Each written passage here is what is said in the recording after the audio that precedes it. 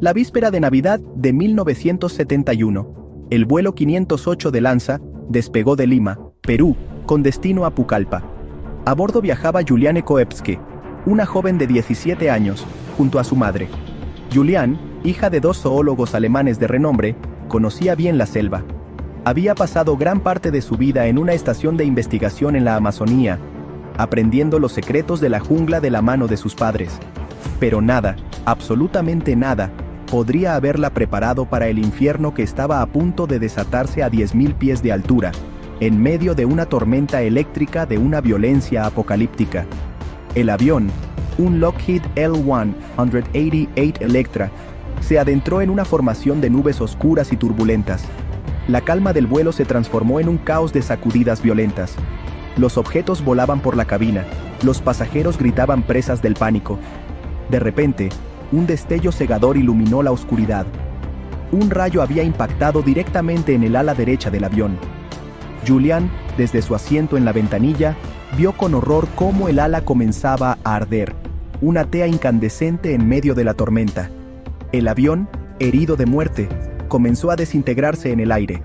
En una entrevista años después, Juliane recordaría ese momento con una claridad escalofriante.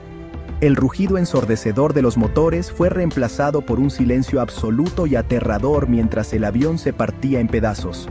Ella seguía atada a su fila de asientos, que fue arrancada de cuajo del fuselaje, y entonces comenzó a caer, sola, girando en el aire, atada a su asiento, precipitándose hacia un mar verde e infinito de árboles. Una caída de 3.000 metros, 10.000 pies, una distancia que la ciencia y la lógica dictaminan como absolutamente mortal. Mientras caía, el viento le arrancaba el aliento. El dosel de la selva se acercaba a una velocidad vertiginosa. No tuvo tiempo de gritar, solo de sentir el vértigo absoluto de su descenso hacia una muerte segura. La física, la gravedad, las probabilidades, todo estaba en su contra. Caer desde esa altura es una sentencia de muerte. El impacto debería haberla pulverizado, destrozado cada hueso de su cuerpo. Pero el destino, o quizás un milagro inexplicable, tenía otros planes para Juliane Koepske. Su asiento, girando como la semilla de un arce, y la densa vegetación de la selva conspiraron para crear lo imposible. Juliane no murió. El impacto, aunque brutal, fue de alguna manera amortiguado por la increíblemente densa red de lianas, hojas y ramas del dosel de la selva amazónica. Se despertó al día siguiente, sola, en el suelo de la jungla. El silencio que había experimentado durante la caída ahora era reemplazado por el zumbido constante y abrumador de millones de insectos.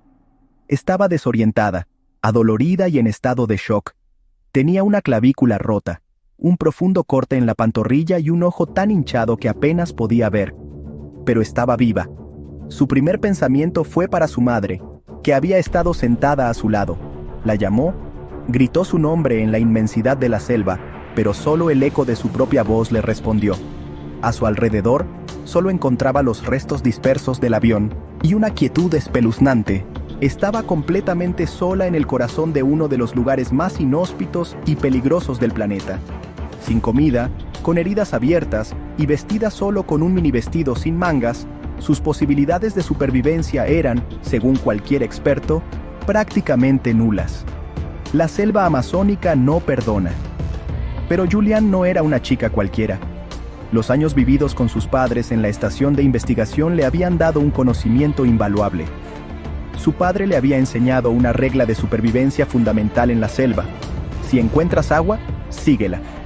Los arroyos siempre desembocan en ríos más grandes, y en los ríos más grandes es donde se encuentran los asentamientos humanos. Aferrándose a ese consejo como a un salvavidas, encontró un pequeño riachuelo y comenzó a caminar.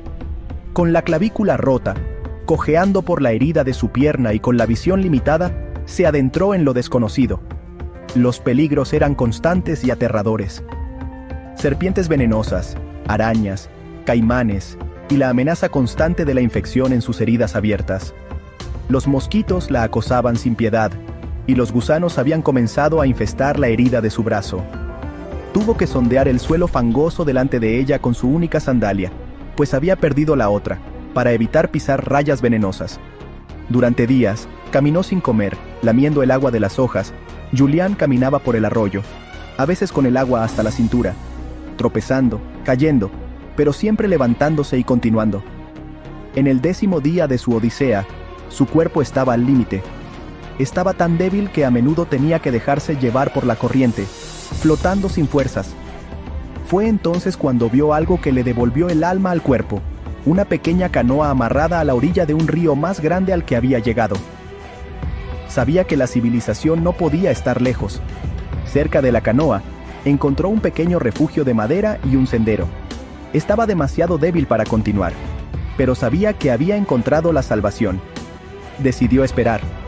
Usando la gasolina del motor de la canoa y recordando otro consejo de su padre, se la aplicó en la herida del brazo para obligar a los gusanos a salir. Horas después, que debieron parecerle una eternidad, escuchó voces. 3 madereros peruanos que trabajaban en la zona aparecieron por el sendero. Al principio, se asustaron al ver a esa figura fantasmal, una chica rubia, herida y demacrada, que les hablaba en español. Pero Julián les explicó quién era. Les contó sobre el accidente aéreo. Los hombres, superado el shock inicial, la cuidaron. Le curaron las heridas lo mejor que pudieron y le dieron de comer. Era la primera comida que probaba en 11 días. Al día siguiente, la llevaron en su canoa durante un viaje de 7 horas hasta un pueblo maderero. Desde allí, fue trasladada en avión a un hospital. Julian Kopke, la chica que cayó del cielo, había sobrevivido. Se enteró entonces de la terrible verdad. Era la única superviviente del vuelo 508 de Lanza. Las otras 91 personas a bordo, incluida su madre, habían muerto.